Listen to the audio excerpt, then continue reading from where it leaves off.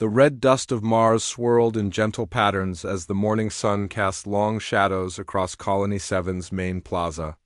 Riley Stone wiped the sweat from her forehead and checked the atmospheric readings on her wrist display. Another perfect day on humanity's most successful off-world settlement. Or so it seemed until the sky began to change. First came the shimmer, like heat waves rising from desert sand, but this was different. The air itself seemed to bend and twist as three massive shapes materialized from nothing. The colonists who had been going about their morning routines stopped and stared upward. Children playing in the recreation domes pressed their faces against the transparent walls. Workers on the mining platforms shut down their equipment and watched in stunned silence. Riley had been colony commander for 8 years, long enough to know that unscheduled arrivals usually meant trouble. The three vessels descending toward. Their landing platforms were unlike anything in human design. They moved with impossible grace, their silver hulls reflecting the Martian landscape in perfect mirror images. No exhaust trails, no sound of engines, just a whisper of displaced air as they settled onto the designated areas with precision that would have impressed the best human pilots. The first being to emerge from the lead vessel was tall and elegant, with translucent skin that seemed to glow with inner light. Its movements were fluid, almost dance-like, as it approached the small group of colonists who had gathered near the landing area.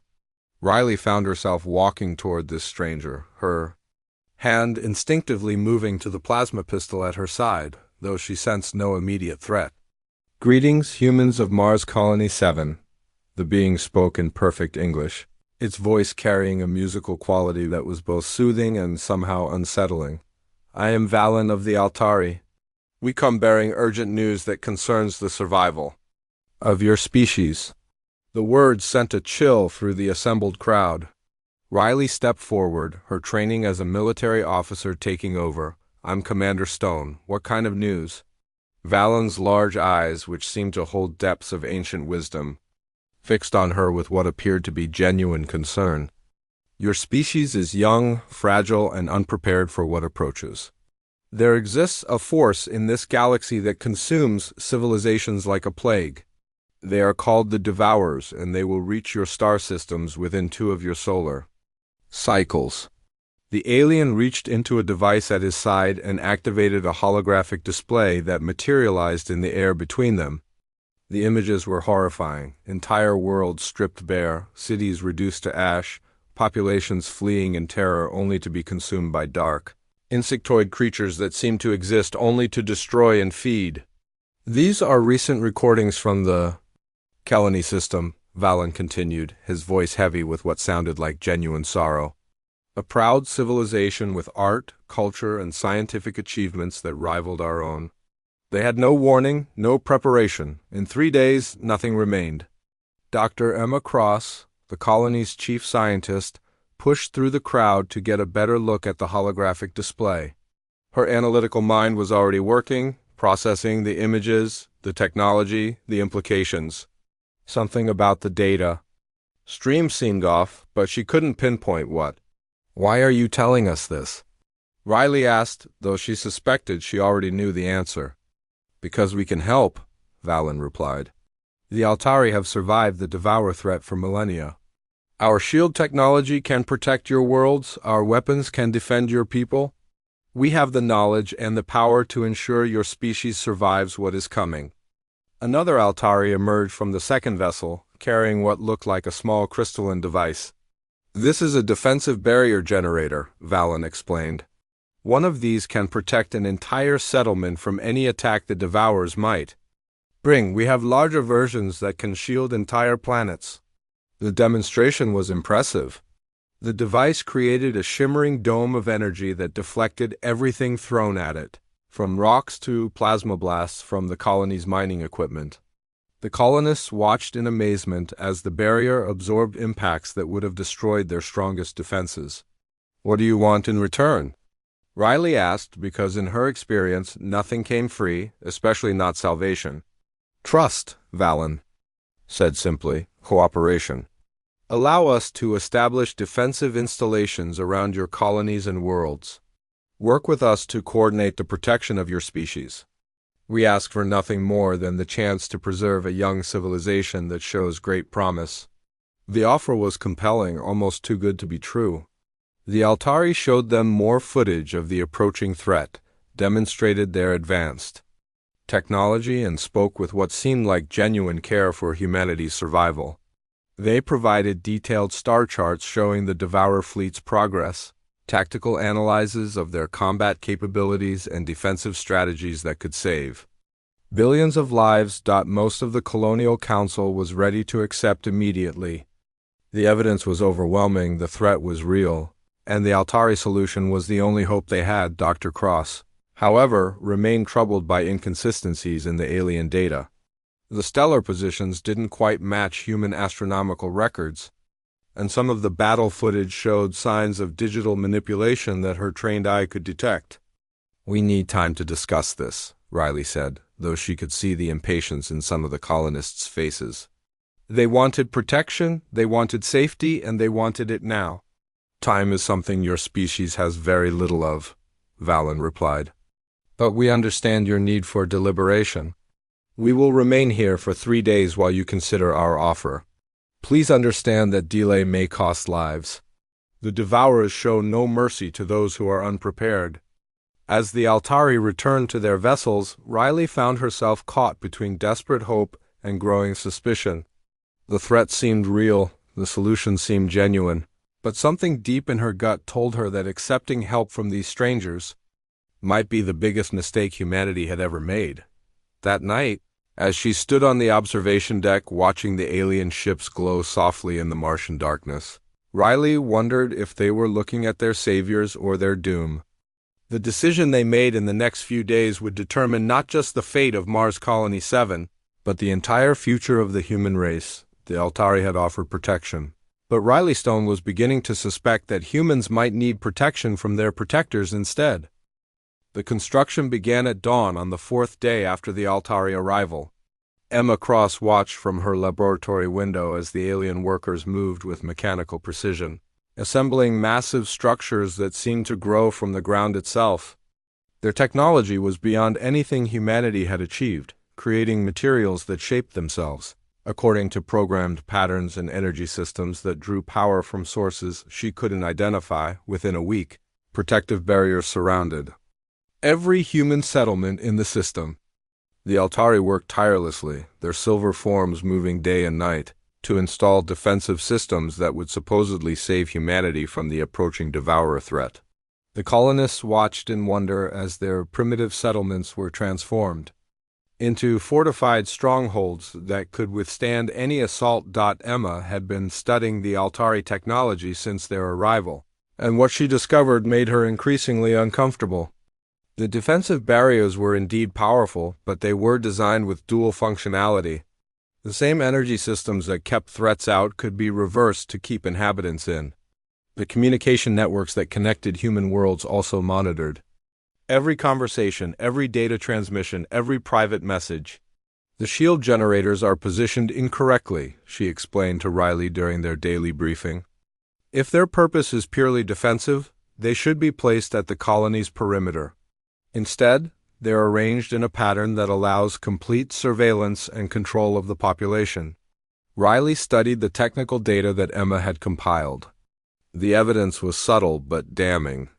The Altari weren't just protecting human colonies, they were building the infrastructure for a prison system.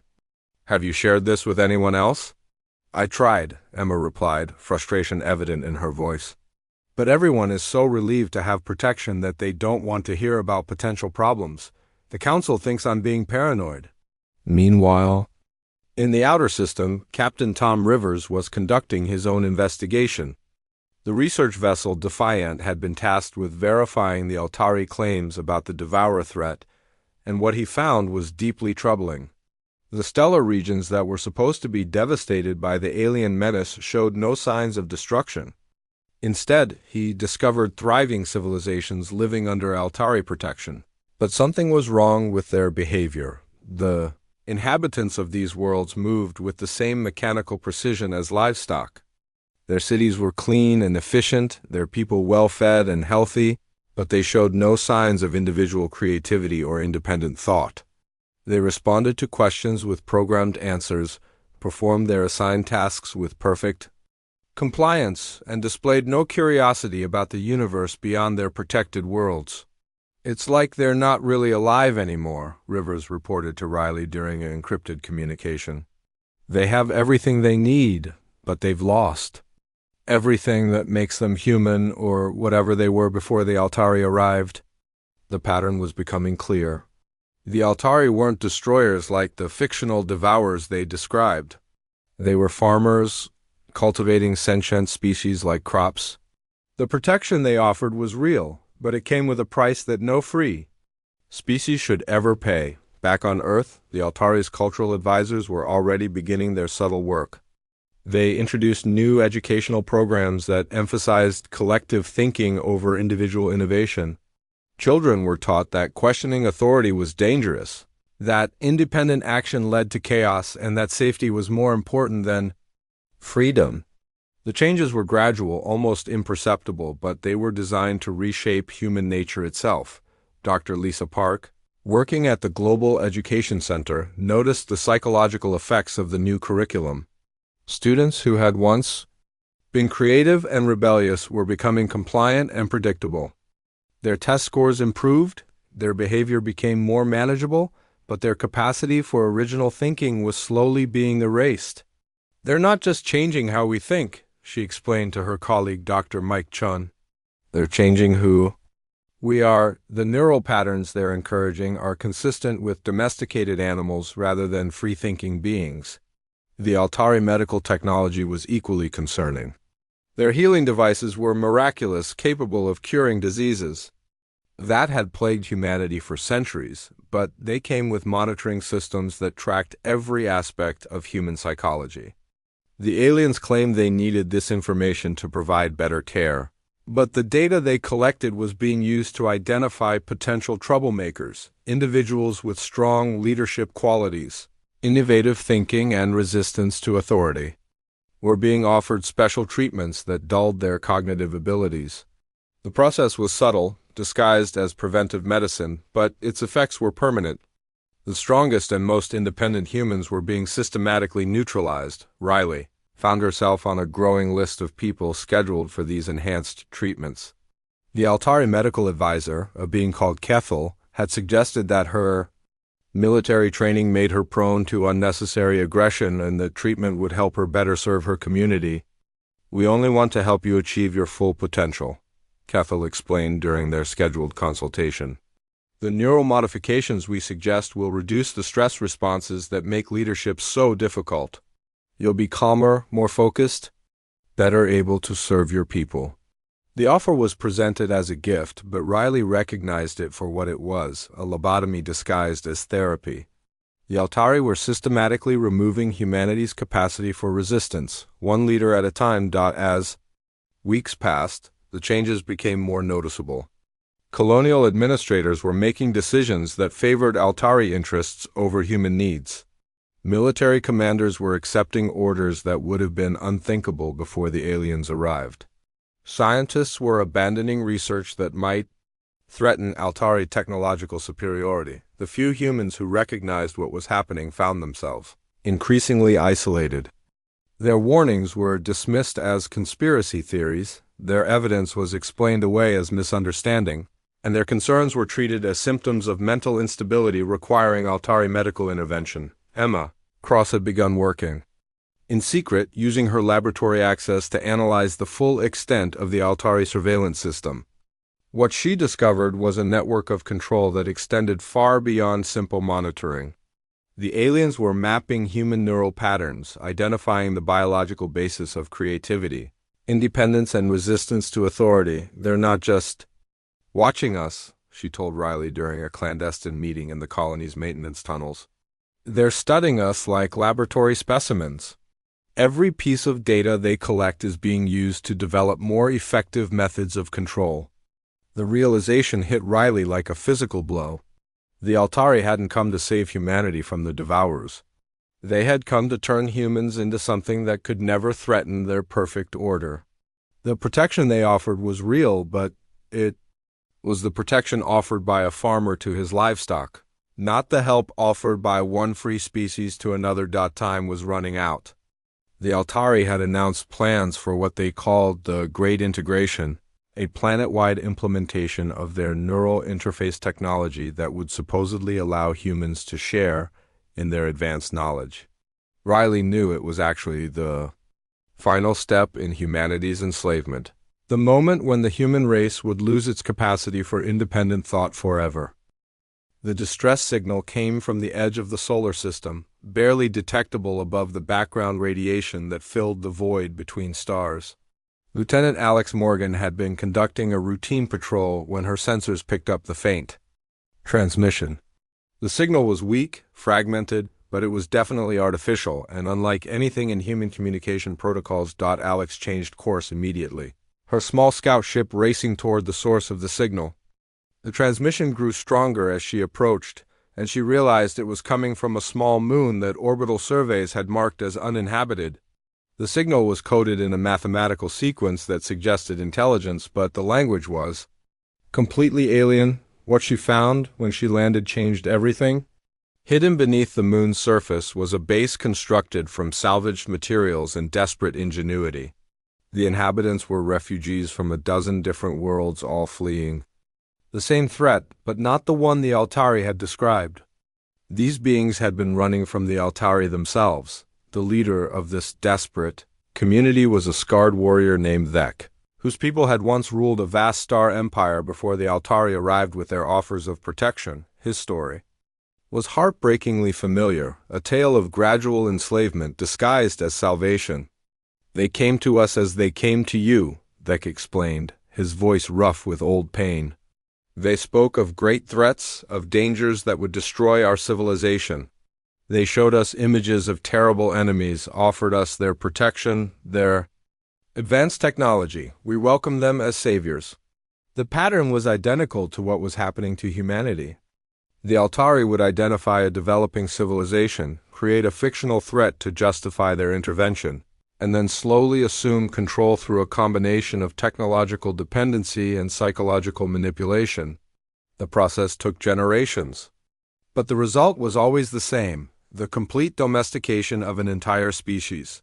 "The devourers they showed you do not exist," that continued.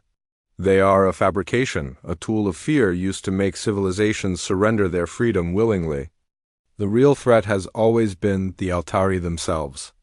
Alex transmitted everything she had learned back to Riley and the growing resistance movement on Mars. The evidence was overwhelming. The Altari were not protectors but predators, using humanity's own survival instincts against them. The Great Integration was not a gift but a trap, the final step in a process that would turn humans into compliant servants. Back on Earth, Emma Cross had been developing her own evidence through careful analysis of the Altari medical technology.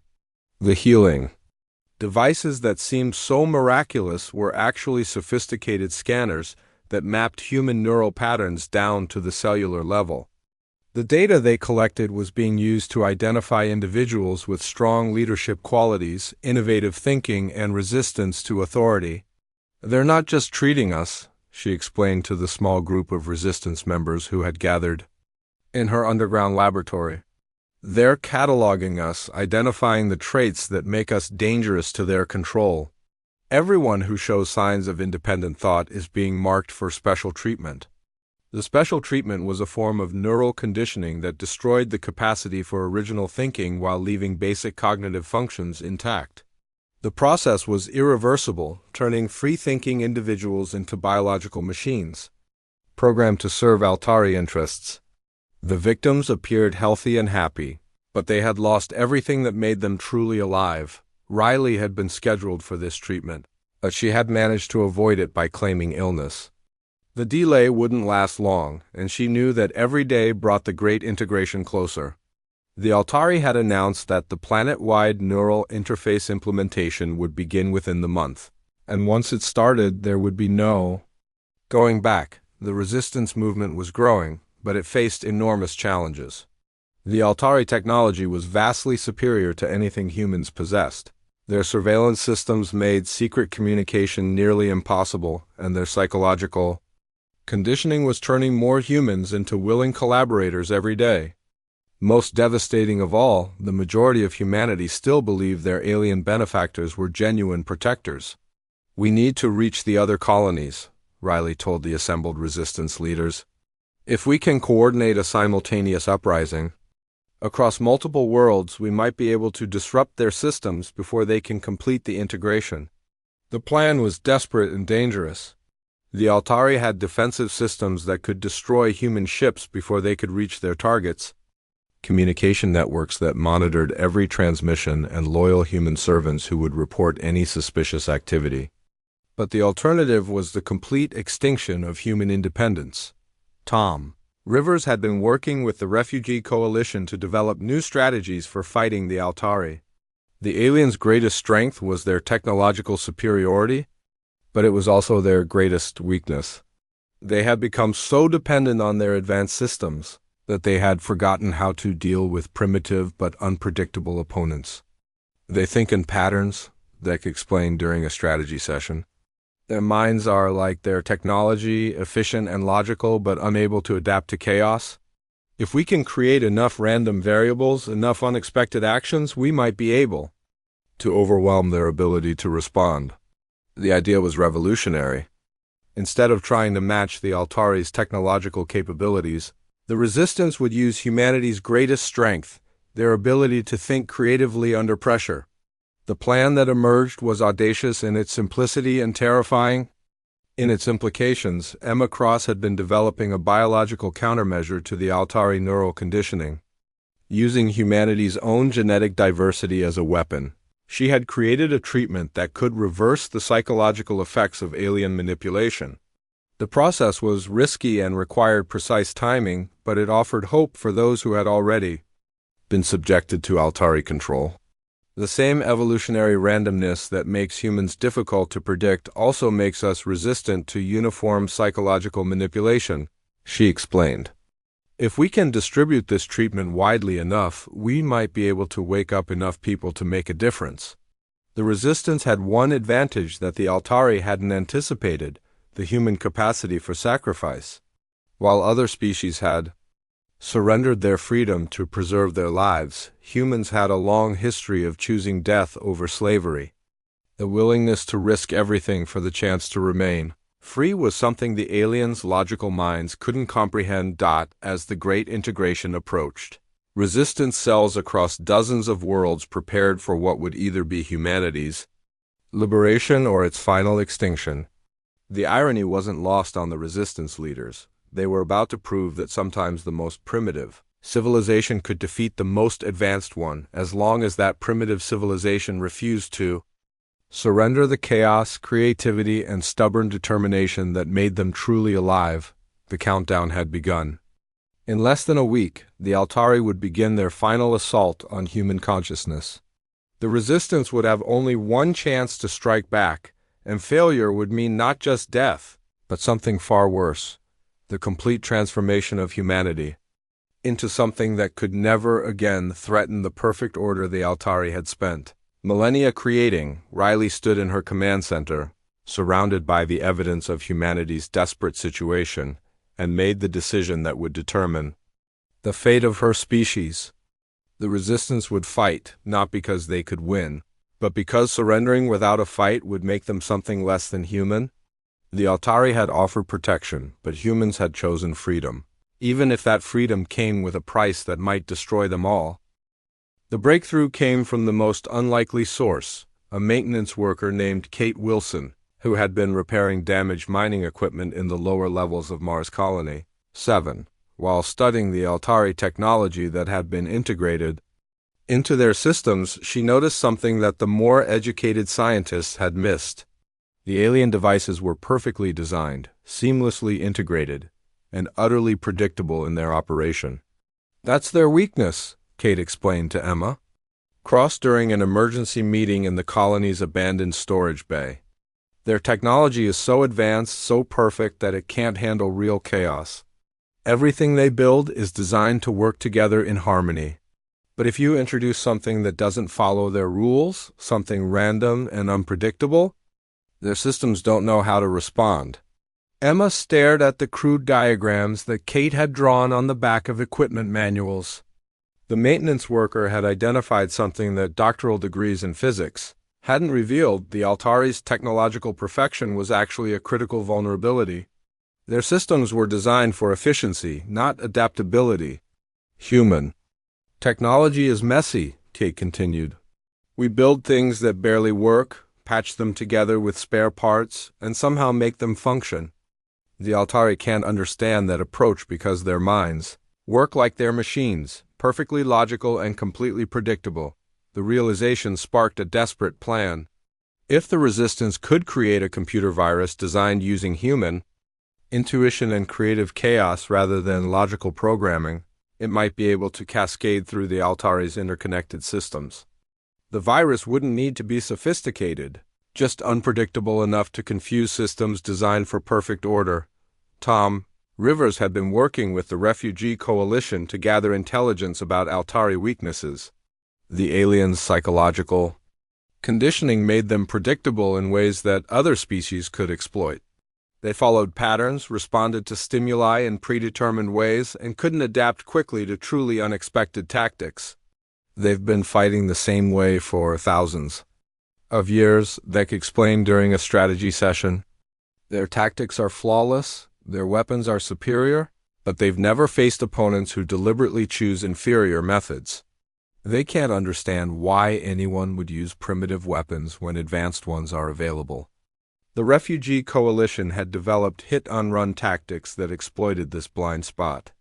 Instead of trying to match Altari technology, they used crude weapons that behaved unpredictably, improvised explosives that didn't follow standard patterns, and combat strategies that violated every principle of logical warfare. The results were surprisingly effective. Riley had been coordinating with resistance cells across 17 human worlds, preparing for a simultaneous uprising timed to coincide with the Great Integration Ceremony. The plan was audacious. Instead of the coordinated military assault the Altari expected, they would unleash pure human chaos on systems designed for perfect order. The strategy required precise timing and absolute commitment. Each resistance cell would target the Altari-controlled networks on their world using deliberately chaotic attacks. The weapons would be improvised, the tactics would be unpredictable, and the level of organization would be just enough to prevent complete disaster while maintaining the randomness that the alien systems couldn't process. Emma Cross had been working around the clock to develop a biological countermeasure to the Altari neural conditioning. Her breakthrough came when she realized that humanity's genetic diversity was not a weakness to be overcome, but a weapon to be exploited. The same evolutionary randomness that made humans difficult to predict also made them resistant to uniform psychological manipulation. The Altari conditioning works by targeting specific neural patterns, she explained to the assembled resistance leaders. But human brains are so diverse that no single approach can affect everyone the same way. If we can distribute a treatment that enhances this natural resistance, we might be able to wake up enough people to make a difference. The treatment was risky and required widespread distribution to be effective. It would need to be dispersed through water supplies, air systems, and food distribution networks simultaneously. The resistance had identified dozens of delivery methods, from hijacked weather control systems to modified children's toys that could release the countermeasure. In populated areas, Alex Morgan had been establishing communication networks between the resistance cells and the Refugee Coalition. The alien surveillance systems were comprehensive, but they were designed to monitor normal communication patterns. Messages hidden in random data, transmitted through improvised networks, and coded using human cultural references that the Altari couldn't understand were getting through. The key is to make everything look like accidents, Alex explained during a secure transmission. Equipment failures, system glitches, random malfunctions. The Altari expect sabotage to follow logical patterns, but if we make it look like our primitive technology is just breaking down naturally, they won't realize it's coordinated. The Resistance had identified the critical moment when the Altari would be most vulnerable during the Great Integration Ceremony itself.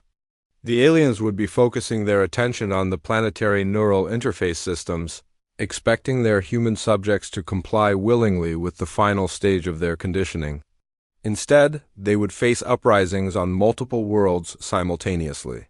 Kate Wilson had been training other maintenance workers and engineers in the art of creative sabotage.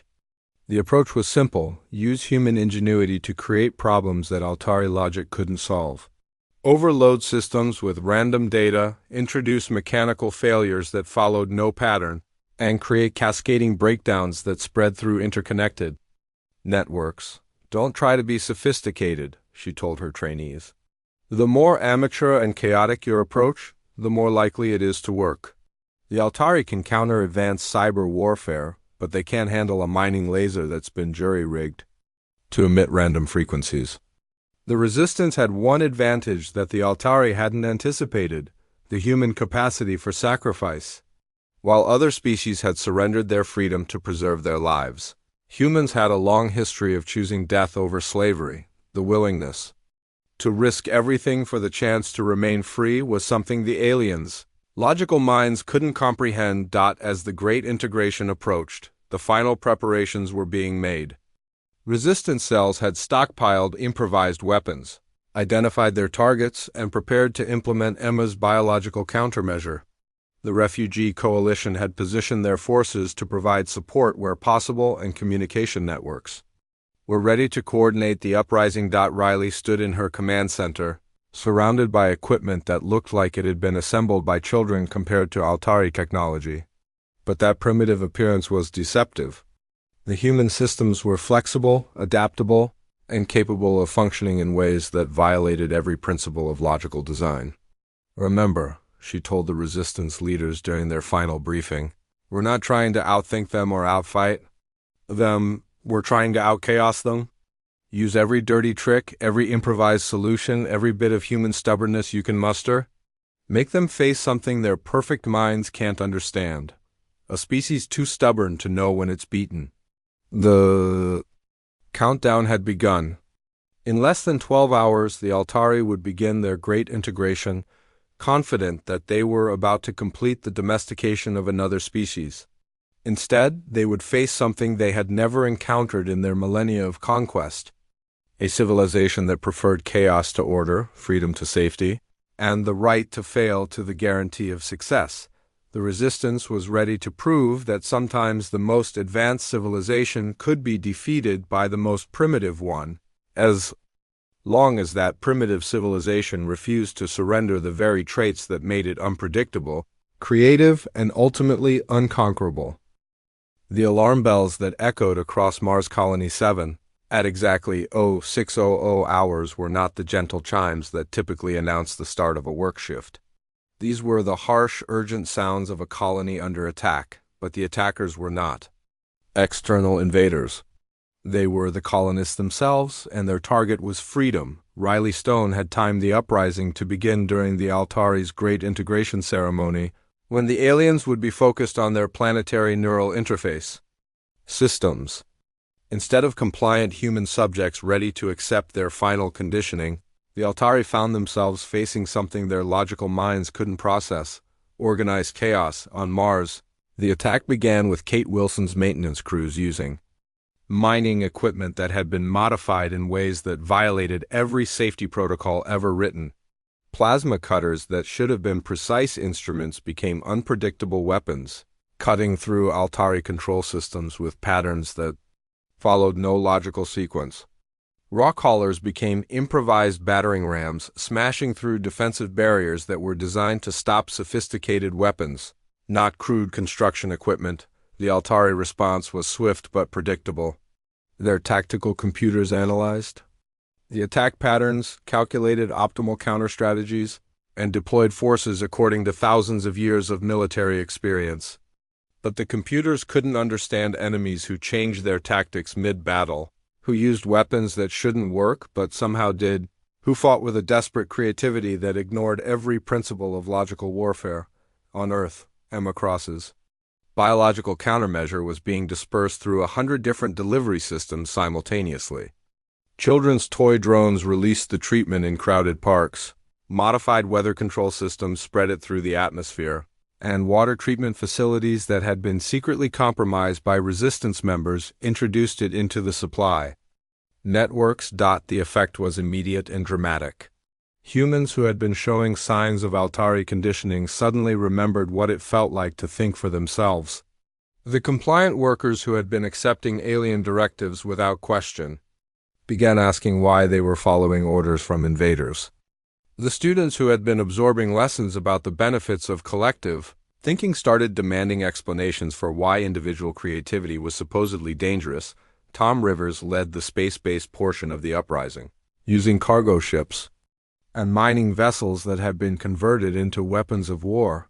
The modifications were crude and dangerous, held together with spare parts and engineering creativity, but they were effective precisely because they were unpredictable.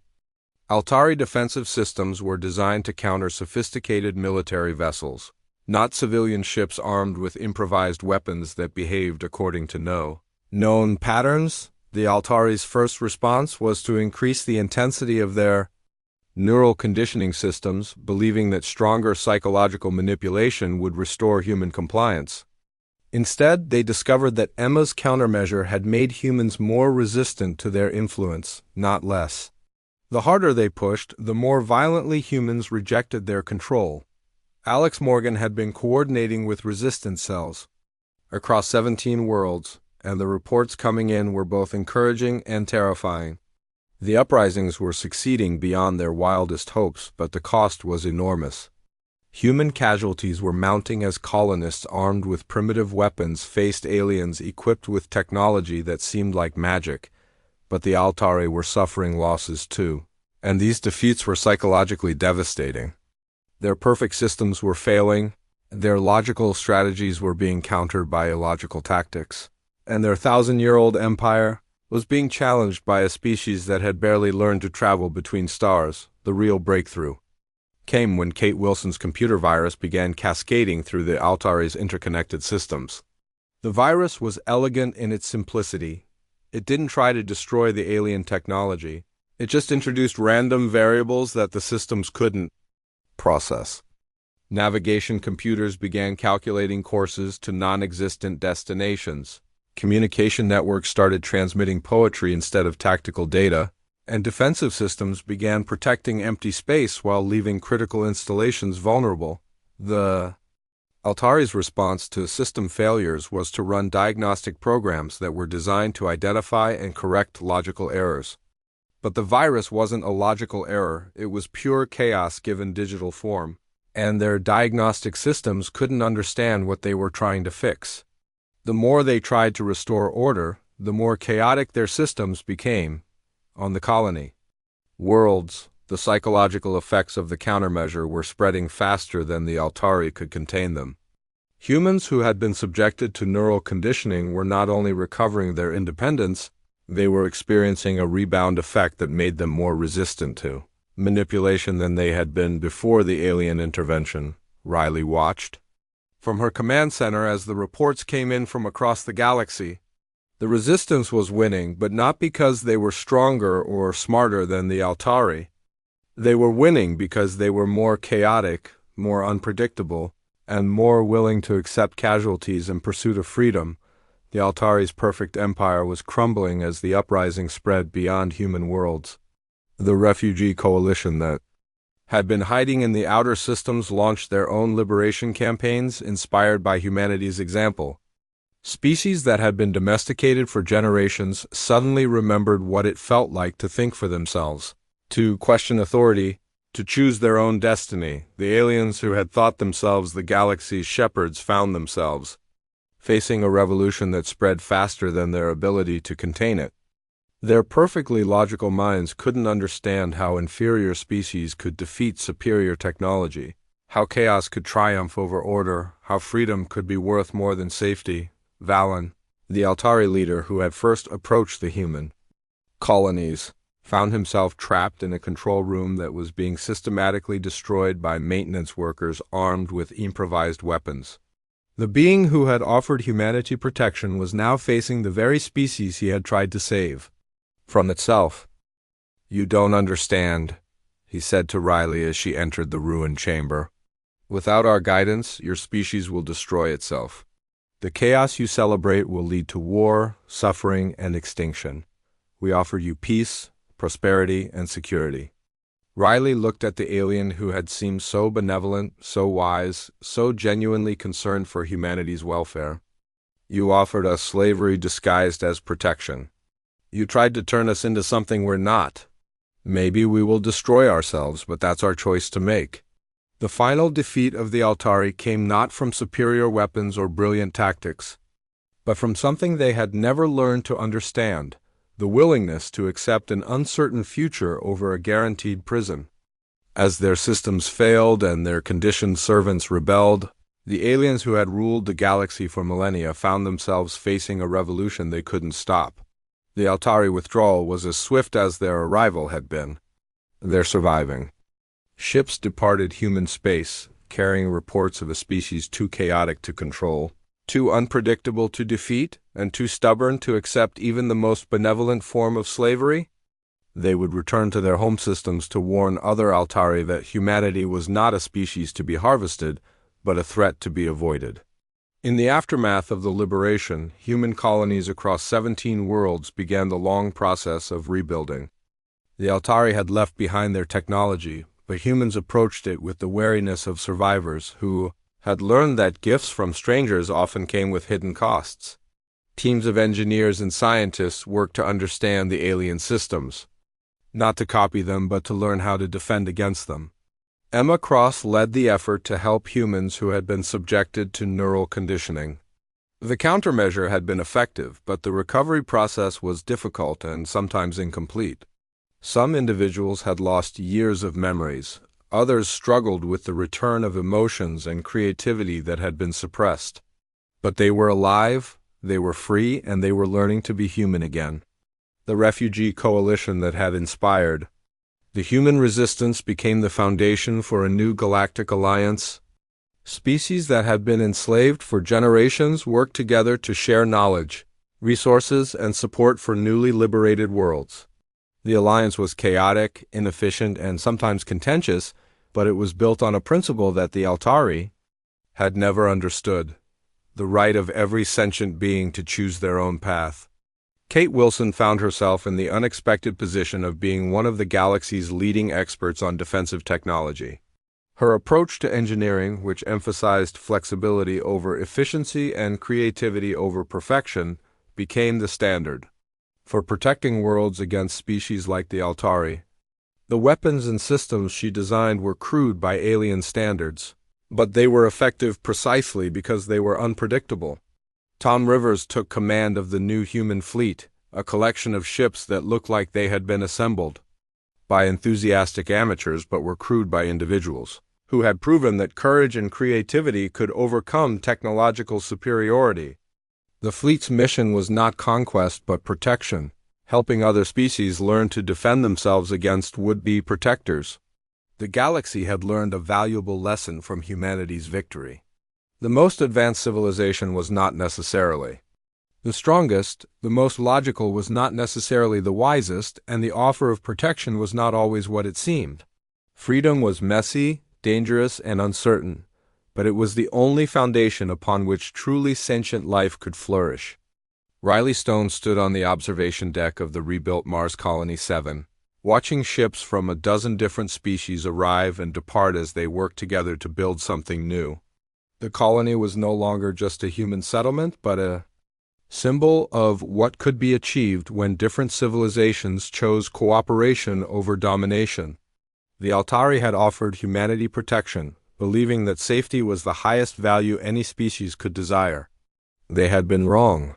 Humans valued freedom more than safety, choice more than certainty, and the right to fail more than the guarantee of success. That stubborn refusal to accept even benevolent slavery had saved not just humanity but countless other species across the galaxy. The future was uncertain, full of challenges and dangers that no one could predict or control. There would be conflicts, mistakes, and tragedies that better planning might have prevented. But there would also be discoveries, achievements, and moments of beauty that could only emerge from the chaos of free choice. In the end, the aliens had been right about one thing. Humanity was indeed a threat. Not to individual species or civilizations, but to the idea that some beings had the right to control others for their own good. Humans had proven that sometimes the most primitive civilization could defeat the most advanced one, as long as that primitive civilization refused to surrender. The very qualities that made it unpredictably, chaotically, and ultimately unconquerably alive. The galaxy would never again underestimate the danger posed by a species too stubborn to know when it was beaten, too creative to accept simple solutions, and too proud to trade freedom for any price, no matter how reasonable it might seem.